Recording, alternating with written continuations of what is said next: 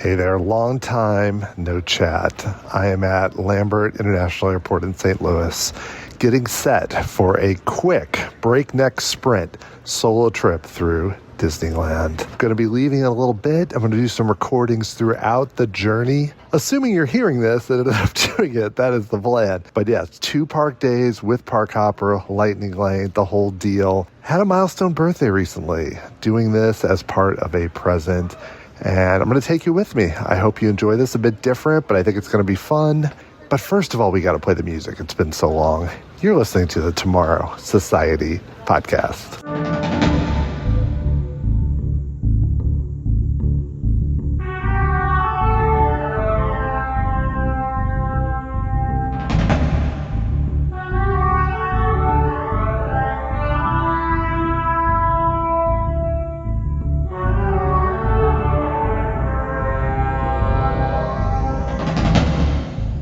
Hey there, it's been way too long since I've talked with you. How have you been? How's everybody doing? What's your 2026 been like? I hope it's been good. I took a little trip to Disneyland. I enjoyed a big birthday, though that actually happened before Disneyland, and decided while I was there, it was a solo trip. So I was like, I got to talk to somebody about everything that I'm seeing. I'm not going to talk to random strangers in the parks.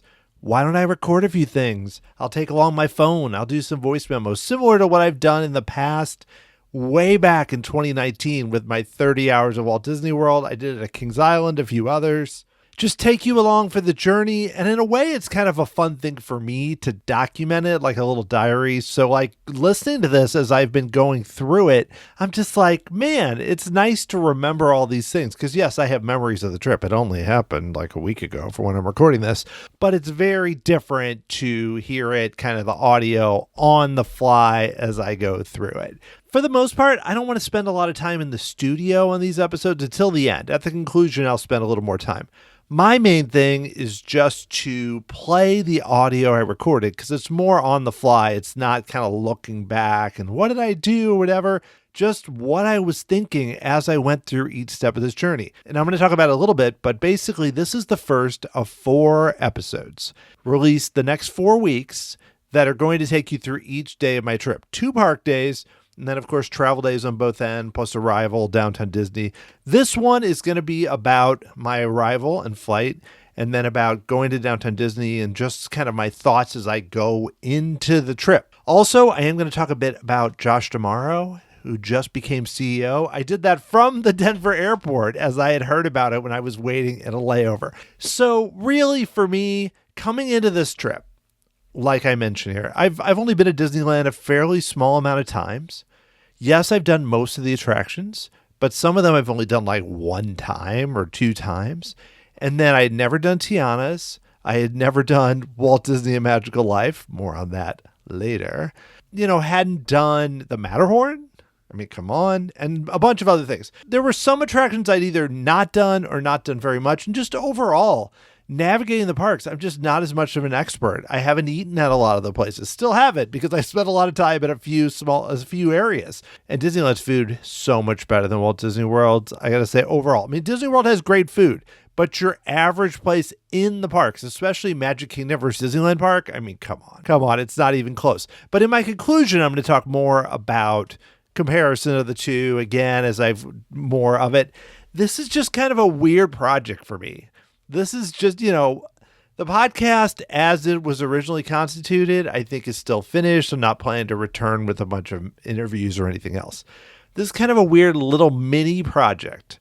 A 1 month, for me, it actually took place over just a small number of days, really like 2 days with 2 bookends that are kind of part of a day, an afternoon, evening, and then a morning, afternoon. For me, it's kind of just a fun project that I can put out there for all of you. If you enjoy it, that's amazing. If it's not really your thing, I totally get it. It's more just jumping in and saying, hey, I'm doing okay. I'm hanging in there, having fun. And just while I was there, I just tried to, I'm not going to not spoil it. I had an awesome time. It was so great. I mean, it's one of my, I love going on family trips. So I can't even really compare this to like a family trip because the benefits of a family trip is you're like making memories with your kids, your wife and everything else. and, your stuff that you'll talk about for years. This is more my thing. I can tell them about it, but it's very different. And for me, I still love the family trips. This is just something different. But as somebody who's such a big theme park fan and is willing to put themselves through 18 hour days basically in the parks to get up at 6 a.m. and go to rope drop and do all these things that I don't feel like I should drag. I mean, if they want to do it, awesome. But I'm not going to drag everybody in my family on this same journey and have them go at this pace. I mean, I can kind of hang in there, but it's very different when it's multiple people and all that. So this is kind of one of those things where I was like, I'm going to pack this in and I'm no regrets. I'm going to maximize it as much as possible. I may be exhausted, but I'm going to go for it and do as much as possible. Granted, I still took breaks, but when you're by yourself, again, the breaks like for food and stuff, or bathroom or whatever, tend to take 5 minutes, 10 minutes, 15 minutes. They don't tend to take as long. And before you know it, you're just like cranking things out and you're like, whoa, I'm starting to feel it here. It's like 4 or 5 p.m. I got to slow down. But regardless, I hope you enjoy this little podcast journey. One of the reasons, too, I wanted to split it is I didn't want to have super, super long episodes. I did get a little inspiration from Shannon Albert of WDW Prep to Go. She does trips often to Disney World, and she will often do these like short. For hers, the day might be 8 minutes or something, and the whole thing's 35 minutes or whatever, because she goes really often. She's also doing a lot of things for her travel agency. But this idea of just, hey, we're going along. I'm not going to do a bunch of spend hours saying what was good, what was bad. We're just going along for the journey. If you're listening to this, thanks so much. I hope you're enjoying it. And after I kind of listen through all this again, I'm going to try and kind of take some notes and summarize things I didn't cover in all my audio, and also look back at fun things like what did I ride the most? What were the biggest surprises? What were disappointments? My favorite meals? All those things. I'll do that in episode 4. You're going to have to wait a while. This is just kind of the intro. The real meat of this project will be the next 2 weeks, episodes 2 and 3, or day 2 and 3. Those are the real gems, and then 4 will be more of a summary. But I hope you enjoyed this first episode. We'll love to hear what you think about it. You can still email me, dan@tomorrowsociety.com, and just connect with me. I'm out there a little bit on social media, Blue Sky a little bit, but you can still connect with me there. Trying to do less of that and just enjoy things like the parks, like everything else. Hope you're all doing the same. I'll jump back in here at the end just to set the stage for next episode. But for now, let's take a journey we'll start back at Lambert Airport in St. Louis, and then we will travel across the country and spend a little time in downtown Disney. And I hope you enjoy this journey. I'll check in with you later. Have fun.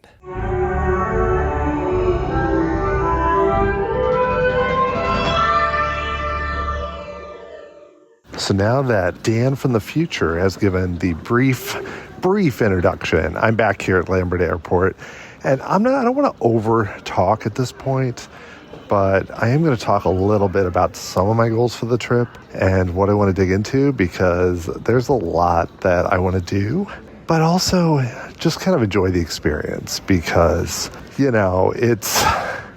it's interesting going at this time just because, there's always crazy things happening in the world, but especially now with just everything that's happened in the past month, it feels a little weird to be just like, hey, I'm going to Disneyland, woo. But in a weird way, I'm kind of like, setting all that aside, bad people doing bad things, we still need to appreciate stuff like this. So I just wanted to give recognition that obviously if you're struggling, definitely thinking of you and here for you, but still going to take everything in as much as I can on this trip and just try to appreciate it. And I hope for you, if you get a little joy out of hearing my silly journeys through the parks and flying and the hotels and everything, then that's cool too. I hope you enjoy this, and it's just going to be, a breakneck trip. It's going to be a pretty busy few days, but I'm really looking forward to it. So the goal of this trip is not to do a podcast. That's actually the least likely thing. Even if I record some audio, if I do on YouTube, it's more just like sure, why not? The goal of this is for me just to experience so many attractions. I get to a park that I haven't been to as often because this will only be the fourth time I've ever been to the Disneyland Resort. I've been to Disney World 20 plus times. So, we went in 2023 as a family and haven't gone since. So, last time I was in a Disney park at all was spring break 2024. So it's been almost 2 years. So we'll talk briefly about kind of how it's going to work. So I'm at St. Louis right now. I'm going to fly into Denver, and then I change planes and then have a bit of a layover and then fly into John Wayne, Santa Ana. Then going to take a lift from there, and then from there I'm going to stay at the Howard Johnson, which is a short walk to the parks. 2 park days like I mentioned, and then fly back and do it all over again with the stop in Phoenix from Long Beach. So, trying to do this pretty reasonably, because what happened is we got a Costco. They had a special deal on a 2-day Disneyland Park Hopper with Lightning Lane, which was more than like $100 cheaper than even like Undercover Tourist or the ticket brokers, and like $170 cheaper than Disney when you added in Lightning Lane and park hopping. So it was a really good deal, and that's kind of where it started. And then I had some points from Southwest and everything else. So the deal with Costco, because one thing I want to do is I do want to talk about what things cost, because I don't feel like with reporters people always do that. So I bought we had some special online discounts and everything else. So I think the list price for the Costco one, it was around Christmas time, was about $388 or something like that. And then we used some online discounts and everything else, ended up being like $330, which, if you just did 1 day at each park, you might be able to go less. But yeah, in Lightning Lane, maybe it's that. But the park hopping is separate, and Lightning Lane can be a lot. So we did that, and then I had some points. So one route was completely free from Southwest. I used, I think, 12,500 points. And then the other one was like, I had a credit and everything, so it would have been like $200. So it's like $170 for the flight. And then 3 nights at the Howard Johnson was a little over $200 a night. And I'm sure I could have gotten a much better deal in certain places, but a lot of the ones people talk about as being budget hotels were like 300 plus, and never really went down. So after fees and everything, I think it was like $760. But I mean, if I had wanted to stay on Disneyland property, even with their discounts, it would have been at least twice that, even for Pixar Pier, and then even higher from there. So I think that it worked out okay. So not that expensive, doing 2 park days, doing 3 nights, and just going to cram everything in that I can. I am getting in tonight, if it goes on correctly, at about 7:30. So my plan is to go to downtown Disney, get something to eat, see that. So I'll probably record a little bit there. And also, finally, this is recorded on just my voice memos. So as you can hear an announcement going, if you can hear that in the background, but not doing anything with like binaural audio. This isn't Walkabout the World or Window of the Magic or whatever. This is just me recording my thoughts, and if it gets real loud or hard to hear, I'll cut it out.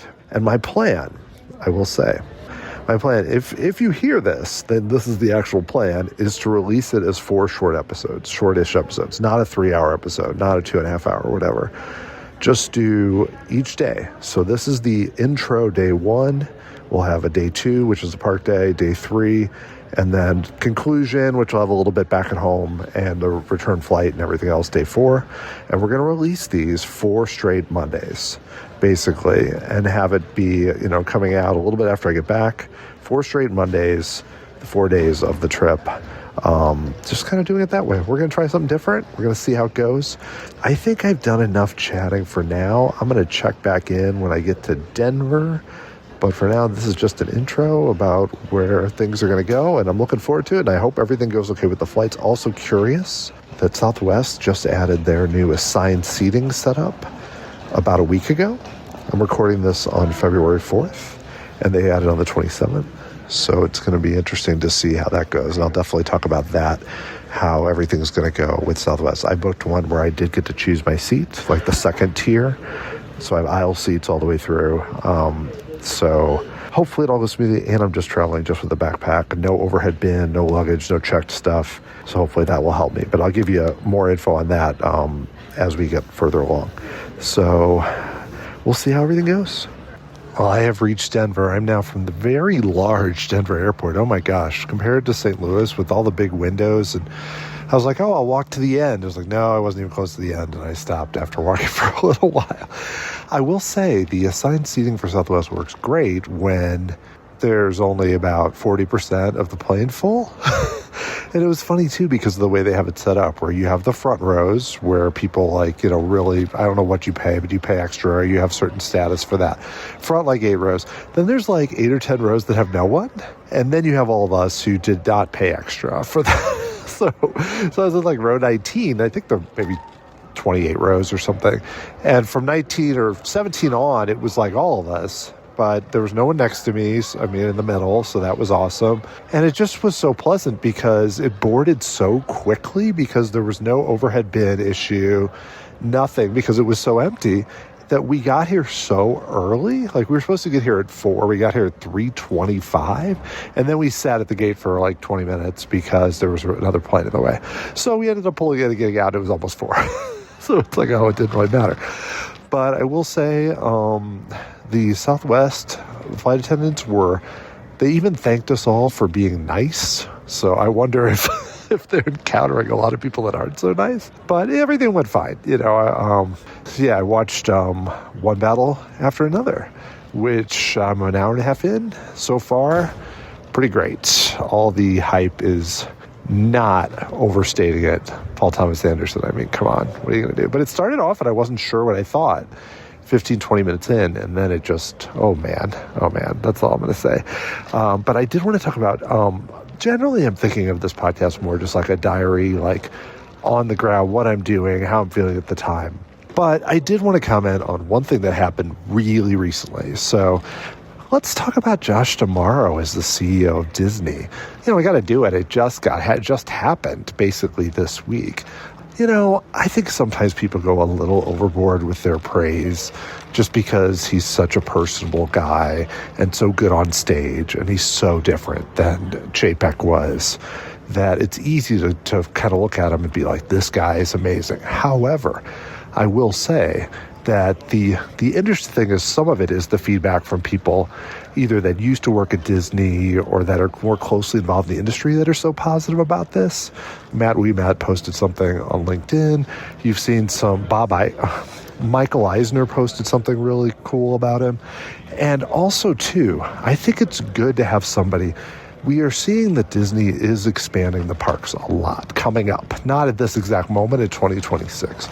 But in the upcoming years with Animal Kingdom, Disneyland Forward, Villains at Magic Kingdom, everything else, to have a guy that was closely involved in that on the park side then become CEO of the company, I think that's really a positive thing. Now, it'll be interesting because this kind of feels similar to when Bob Iger took over for Michael Eisner, and I was not as closely immersed in the theme park world, especially the business side at that time. But I have read Bob Iger's autobiography and him talking about that and him jumping in and basically like, we've got to get Pixar figured out. Then he kind of focused on, okay, we're going to do Marvel, and then we're going to focus on Lucasfilm. So his big thing was acquiring IP and then ultimately Fox. I think it's a little different here for D'Amaro, and I'm really interested to see is his stamp going to just be these big expansions to the parks? What are they going to do kind of on the other side, the entertainment side? Because that's really what Iger's focus was more the entertainment side, and how Disney was not as strong there and was losing Pixar, which was so important, and then kind of building from that success and going. The parks were important, but they were more to drive that expansion of the entertainment machine. So it's going to be interesting to see now, is D'Amaro going to kind of keep building on this? Because Disneyland Forward especially is going to be a big expansion, which it's interesting with me going to Disneyland for this trip before all these new things come. But essentially, it's going to be a very different place, possibly the next time I get there. So this will be interesting too, where right now they're celebrating the 70th, and you have the new Walt show and everything else. But I think there's going to be big expansions there. Obviously, the Magic Kingdom is going to change a lot, Animal Kingdom. So worldwide too, like they're doing a lot of things right now in Paris. What are they going to continue to do there? And then also, Disney has had some really big hits. I know Lilo and Stitch was a big hit, for example. But not always doing it with, like, original films like Pixar. I felt like the marketing for Elio was really bad. And I enjoyed that movie. And then Marvel, obviously, coming up on Avengers Doomsday, you know, but what else can be done kind of on the movie side? Because I don't think Tron Ares really hit. I know I'm just talking about a lot of things from the big brands and several big franchises, but just want to talk about briefly, I'm cautiously optimistic. I think he was the right choice. I like that they went internal. I think going external would have been worse. Like someone coming in and kind of like, oh, they ran whatever company, you know, some other big company or big entertainment conglomerate.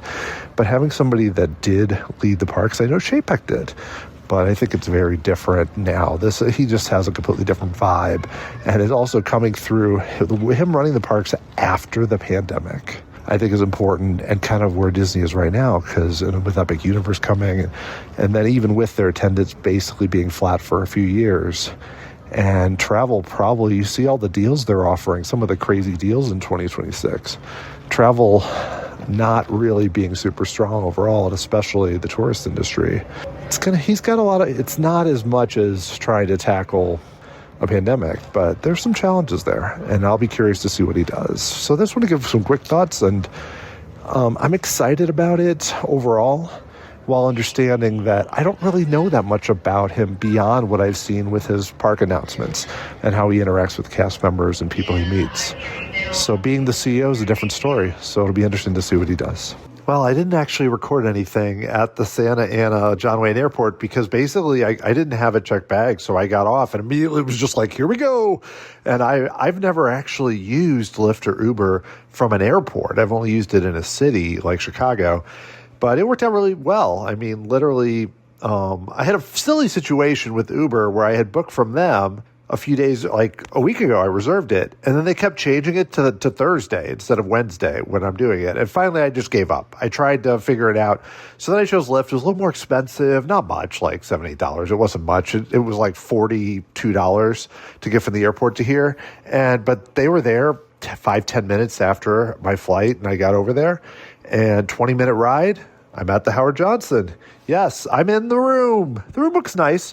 It's kind of going with like, you know, that 50s vibe. I know they have the special suite that I've seen things about before. This does have a nice picture of Mickey on the wall, so that's pretty cool. We've got another picture with some Disneyland attractions like the Matterhorn and the Skyway and stuff. That's really cool. You know, you got a little mirrors kind of shaped like Mickey. I like it. I'll talk a little bit more about it down the road, maybe in the conclusion or whatever. I haven't tried to sleep here or anything, whatever, but everybody's really nice, and it's like a 8-minute walk. So now I'm going to head out and go to downtown Disney because I want to try and eat something. I think Earl of Sandwich is open for 45 more minutes. They just have a food truck right now. They don't even have the full location, so I don't even know what they're going to offer. But if not, I also might just go get beignets from the Jazz Kitchen. I forget the name of it now, where they have beignets, or grab a beer. Just kind of chill. Because I'm here. Oh my gosh, I made it. 2 flights. The second flight was full. Also, I should mention Southwest. They went okay. I will say it was very cramped. And then there was this woman that they couldn't find for so long, like while we were waiting in the waiting area, named Karen. And they couldn't find her because she had left her phone there.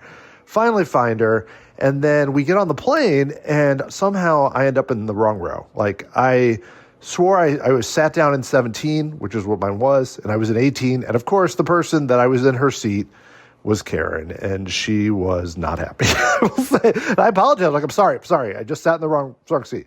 Didn't end up being a big deal. Plus, I don't have any overhead baggage, so it didn't really affect that. But everyone was very nice on Southwest. It, like I said, there's a lot of turbulence. It was a little rough, but finished one battle after another. Oh my gosh, so good. Really funny at times too. And I'm not trying to turn this into a movie review podcast, but if you were flying Southwest and haven't seen it, I know watching it on a phone or small device is not PTA's intent. See it on the big screen. It might win Best Picture, but not even that. It's not really an Oscar-y movie for the most part.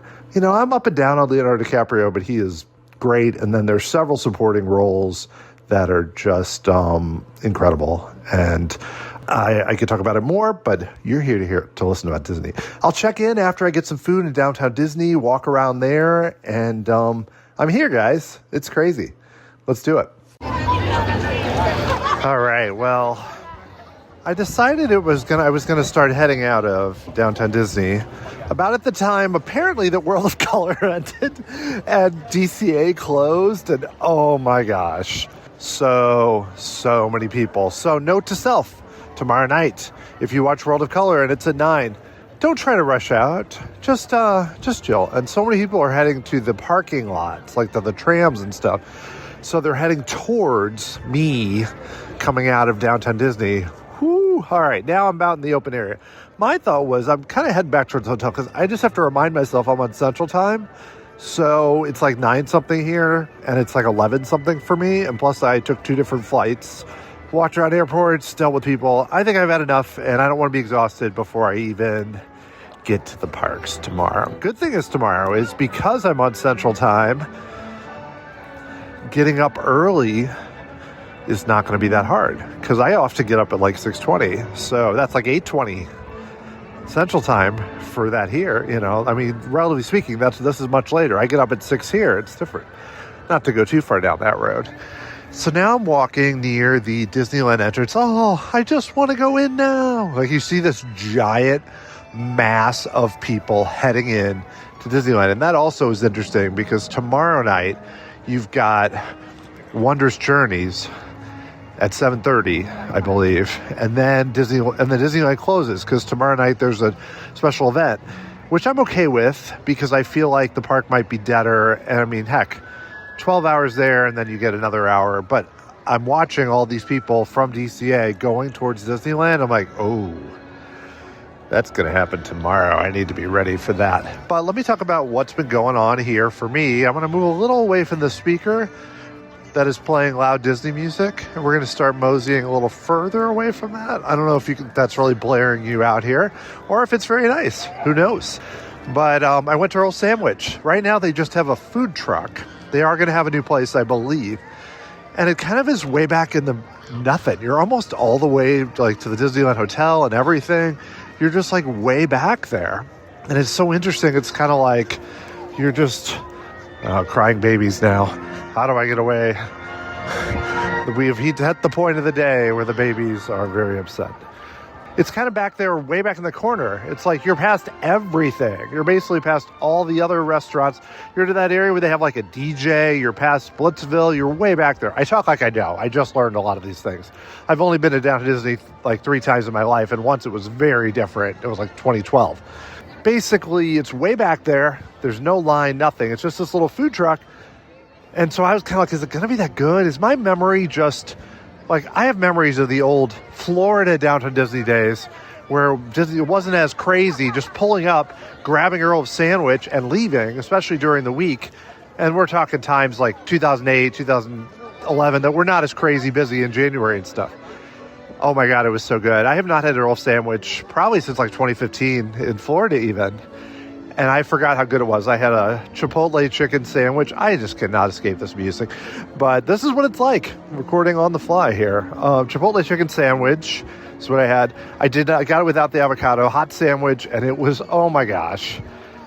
That's the kind of sandwich I often would get like at our local bread company, Panera. And this is so much better. Oh my goodness. And it was like $9 or something. And granted, I got a bottle of water, another $4. But still, for downtown Disney in California, that's cheap. You can just buy like an individual pizza and pay $20. I mean, like nothing. So I did that. And then I was like, what should I do now? I thought I'll get beignets tomorrow. I know it's different here with the Jazz Kitchen. But I was like, I want something else. So I went to Salt and Straw, never been there.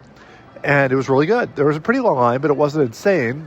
And I got a single scoop of, I think it was, I'm trying to think, hazelnut cookies and cream. And it was great. It was so good. I mean, again, it's not cheap. It's like $7.50, but you're at a theme park. What are you going to do?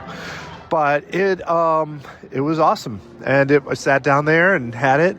And I think that's enough, It's different, too, because I'm kind of picturing a little more like with drinks and stuff. Like there'd just be stands. And you could, not that I really like that vibe, actually. But you think about sometimes like you can just walk over and grab something and walk around. There's a little more of that in Disney Springs and Old Downtown Disney was. And this is more like not that way. It's more like you'd have to go into Ballast Point or into like somewhere and sit down or do something. And I was like, I don't really need to do that. So for me, also knowing the time and everything else, I was like, I'm just gonna chill. I'm gonna have a really good sandwich from a place that was not crowded. I didn't have to fight the crowds at all. And two, I'm gonna have really good ice cream.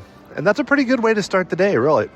I gotta say, even on kind of a Wednesday in February, there were a lot of freaking people at Downtown Disney. My goodness. And I know it does draw locals and everything else, but whoo, that's a lot of people. It's a little overwhelming. I mean, it's not even like, this probably wasn't even a crowded day for that. And it's just so much. So that's interesting. Just, I don't know. I mean, I'll probably wander back. I don't think I'm going to spend a ton of time there, unless I want to go to Earl's Sandwich again because it's so good. It's like, how early does it open? No, I wouldn't walk all the way back that way and then try to be like, okay, Uber or Lyft, pick me up at Earl's Sandwich now. And there is a Panera really close that I will probably be getting breakfast from on the way before the parks to do that. I had a good time here. I do think I got a little tired. And it's not really, I don't really love Disney Springs either, I gotta say. I mean, they have good food places and stuff. And same here. I think a lot of the food places are good. The food I had was good. And it's funny, somebody who's into like going to theme parks and doesn't have a problem with crowds when it has to do with like going on rides and everything. When you're just walking to food places, it's like overwhelming. And I also say too, it's interesting to me is that you've got a situation where last time I was here, I swear they were just like blaring Disney music. And I was like, this is kind of cool, like Disney attraction music and everything. And maybe they do that certain days and it's just this day. Tonight was just like generic pop music. So it was a very different vibe. Not a bad vibe. People were pumped. People are happy. I like it. Celebrate happy or whatever, 70th anniversary. But it was a different vibe. And I think a lot of that is just being tired from local stuff.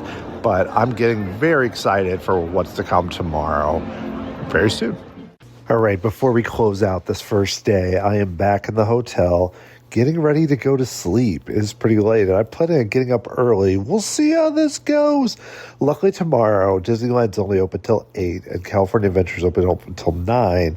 So it won't be a super late night, and I suspect I'll be pretty wiped out well before that. We might be doing some railroad rides and some, I don't know, a Walt Disney Magical Life, though it's weird. I've seen conflicting reports that Mr. Lincoln is back, but I don't think he is. I think it's still Walt Disney, but we'll see tomorrow.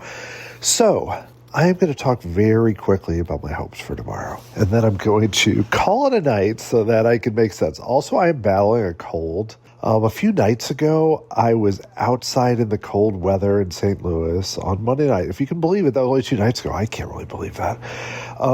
Survivor, for their 50th season, has this thing where they're like, they say they're hiding immunity idols in 50 states, but they're not really doing that. But they are having events in 50 states where you can go and find this idol and get entered into the sweepstakes to go to the reunion. It's really just kind of a marketing thing, and a lot of former players were there. So I was outside in the cold weather Monday night with Elise, my 16-year-old, for about 2 hours and 25 minutes, almost 2.5 hours. So I caught something, just a cold, just a runny nose. I don't feel like deathly ill, but flying with that, not super fun. But I'm going to find it out. But if it sounds like my voice is not the best, that would be why. It's not just your voice memos app or what you're hearing with this podcast. So quickly, my big thing, beyond just taking it slower because of the cold tomorrow, is just to really appreciate the fact that I'm here. And I don't mean that like a, ooh, it's so nice, I'm so happy, everybody get happy, kind of the Disney thing. No. What I mean is just, one, you know me, if you've listened to this show for a while, I've got a strategy.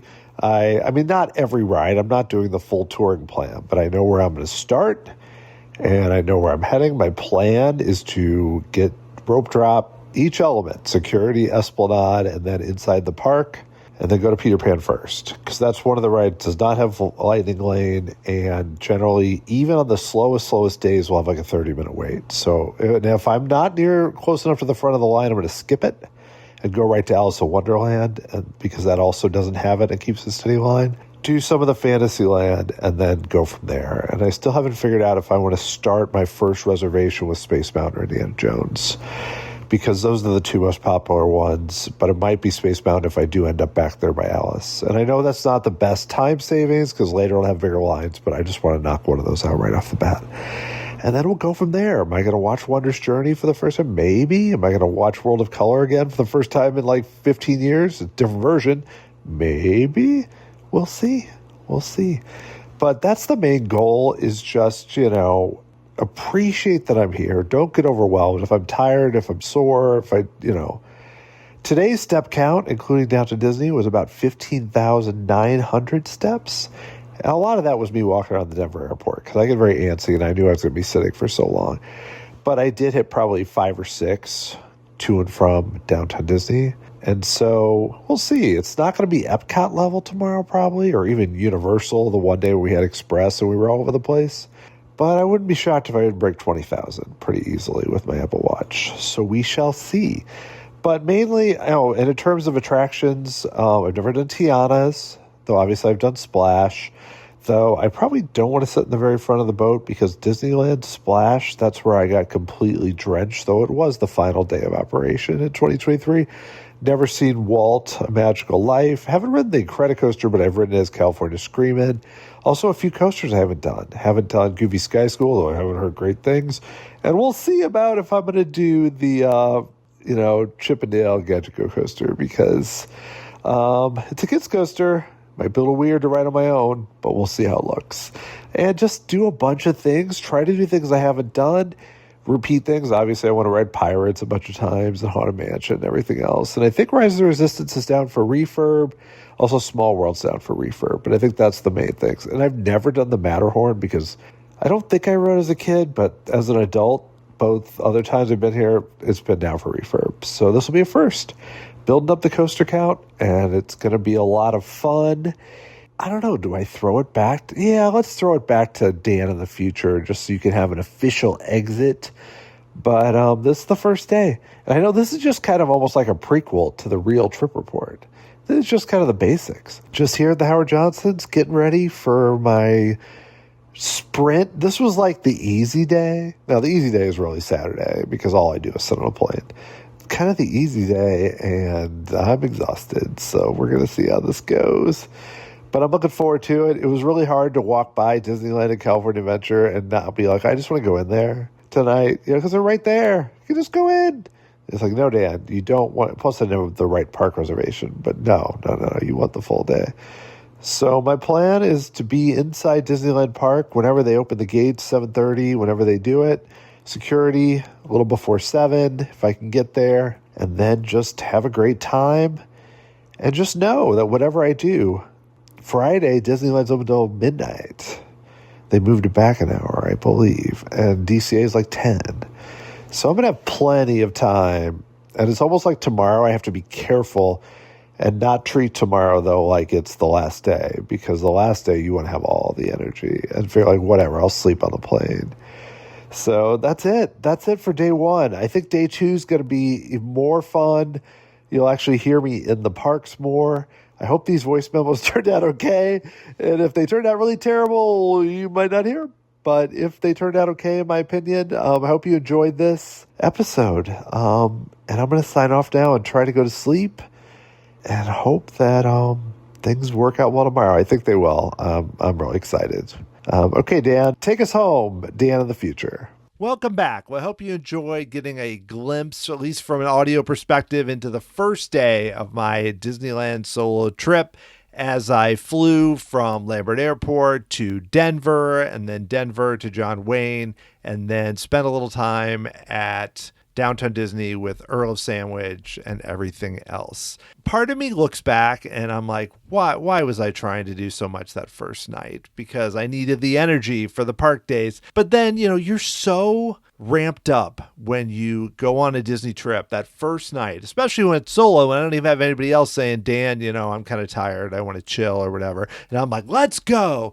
And then you get there and you fly and you've been on this plane where you're just staring at the ceiling and the window or whatever for hours. And then you get in and you're like, there's Disneyland. Oh my gosh, there's Disney California Adventure. It's right here. You're so excited that you can't help it. And that was kind of a challenge the whole trip, where I would be so ramped up. And I never really sleep that well in hotels, but even nights where, like the first night, I think I was set up where I should have got like 7 hours of sleep and I got like 5.5 because I just could not settle down. And part of that is just the Howard Johnson was fine, but wasn't like the most comfortable hotel I've ever stayed in. But I kind of knew that going in. I easily, if I wanted that, I could have gone to the Courtyard by Marriott right next to it, but would have cost me an extra like $200 a night. It's one of those things where I just tried, like I said, to maximize it from the start, even this day one. And that really ramps up in the 2 park days, day 2 and day 3. I want to say a little more about Southwest. I will say that I had a good experience.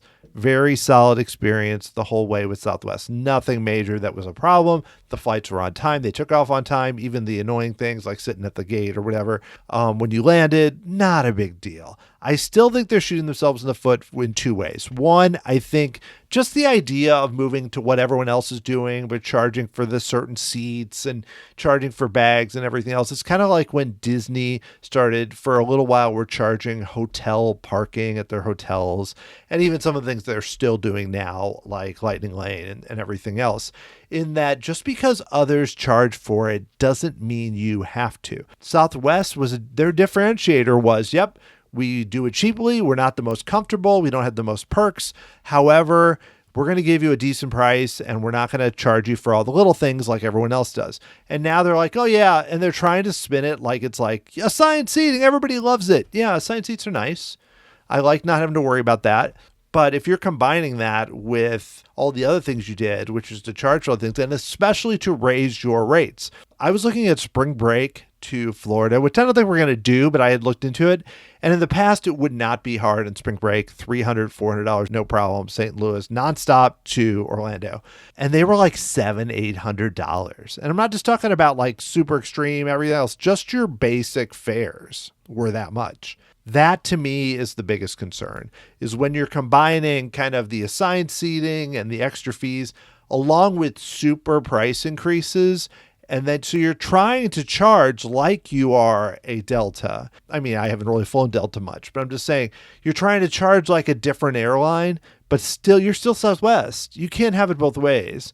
So while I found all the flight attendants to be very nice and the assigned seating wasn't a big deal, especially for me, but there weren't a lot of big concerns, though they did. When they had the full flights, they were like begging people, please check your bags. We won't charge you. And people just weren't really doing it. We were just over it a weekend. So I'm sure it'll get better, but they're going to have to work on some things because for me, if the prices are the same, I'm not sure. I used it here partially because I had points for one of the routes and I had credit and the price wasn't too bad and they flew into John Wayne and the times worked out and everything. But that's not always going to be the case. Regardless, I had so much fun on this Disneyland trip, and really the 2 exciting days ahead are days 2 and 3, the 2 park days. This was just kind of an appetizer. I hope you enjoyed it.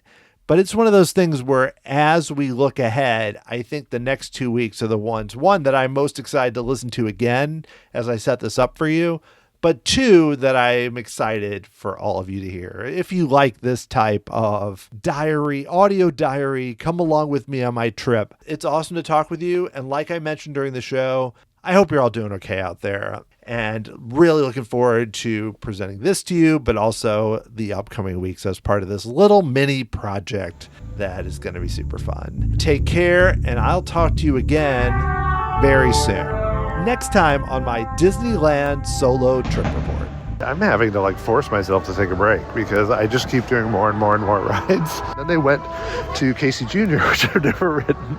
And I was like, well, it's a little weird riding solo. Well, whatever.